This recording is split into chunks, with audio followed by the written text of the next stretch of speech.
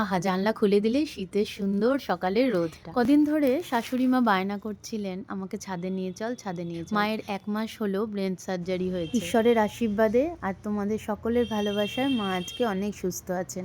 আজ 1 মাস পর ওনাকে ছাদে নিয়ে এলাম। ওনার এক্সপ্রেশনটা শুধু দেখো। ভাল লাগতেছে ছাদে আইসা? কামরাঙা খাবা? এখানে খাবে না, পরে খাবা?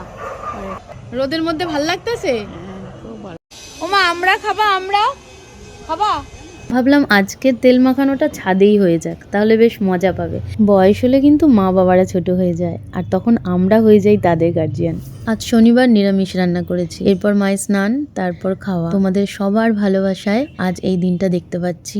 মা অনেক সুস্থ হয়ে। শাশুড়ি মা আজ কি গল্প করছিলেন জানো? আমার ননদ হাজবেন্ড যখন ছোট ছিল তখন প্রচুর পিঠে পায়েস করে সারা পাড়া প্রতিবেশীদের খাওয়াতো। আসলে আগেকারের মানুষের মনটাই ছিল এরকম।